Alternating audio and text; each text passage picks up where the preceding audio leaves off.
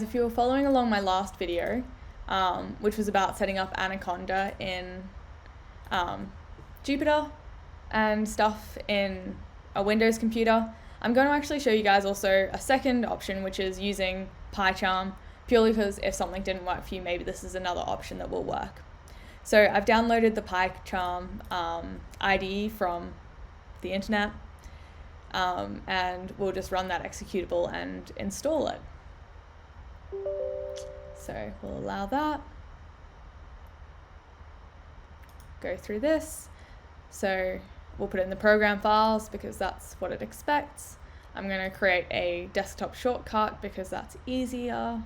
Not going to install any of these, and we'll just let this install. So I'll tune back in once mine has installed, and you guys should do the same. Okay, so pycharm is now successfully installed, so we'll click finish, and let's just start up pycharm. Cool. And it obviously takes a long time the first time, so confirm that we read the terms and agreements. Don't send anonymous statistics because people don't need your data. I'd activate pycharm if I had a student edition, which you guys should, and let's evaluate. Cool. Or, as I said, if you've got the student license, which you should all be eligible for, you can put your student information in then.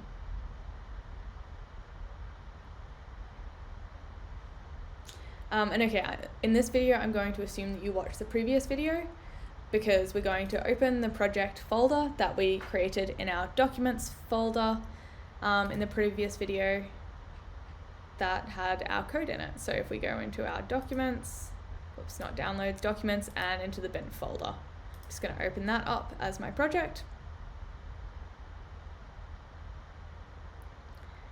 Great. Now, the first thing that we're going to do is we're going to change the Python environment. So what I'm going to do is I'm going to go File, My Settings, and we're going to change the interpreter to the Conda interpreter that we set up in the previous video. So we go to bin. Actually, sorry, before I do this, I'm going to make my text bigger so you guys can maybe follow along a little bit nicer. But you don't have to do this. But if you have poor eyesight, maybe this will help you too. Great, so font is bigger now, and now let's change this to have click on Python interpreter and add our Anaconda one. So we click on the little settings button in the corner, then we go to the left hand side, click Conda environment. Okay, and so this expects it to be in a specific location. So it says Conda executable path is empty. But it's not. But if you remember, we had an issue with our name having a space in it.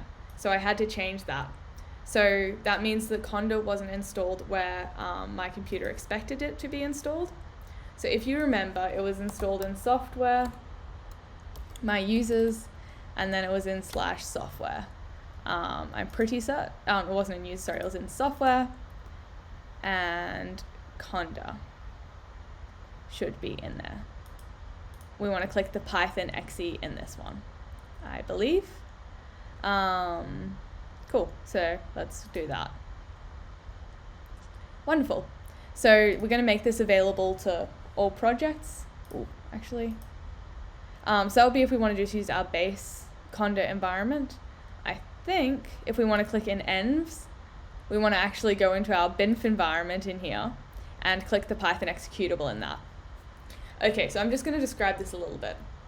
So if I was using the Python executable that was in the binf in the just software /python.exe, that would be using my base environment from the Anaconda distribution.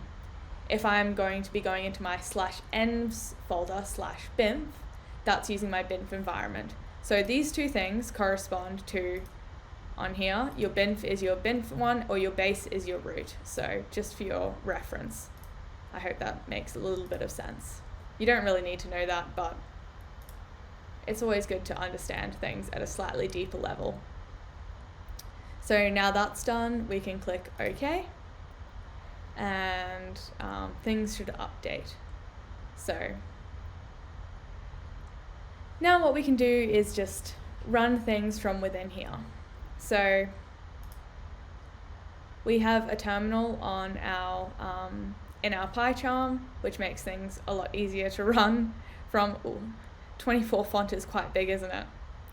And if you see that, that's correct. That means that it's going to the correct environment, which is my BINF environment. So there are a couple of ways I can run a Jupyter notebook from using pycharm. One of them is by typing Jupyter and then notebook here in the terminal, and then that'd act the same as if I wrote Jupyter notebook from my Conda prompt that I showed you in the previous video, and should open in a minute in the Edge browser. Yeah, cool. And we'll just verify again that our kernel is still working. So if I click on the practical 0, I click on practical 0, and slowly we should get there that we can actually run the cells in this notebook. Okay, let's go to the first cell and try clicking run.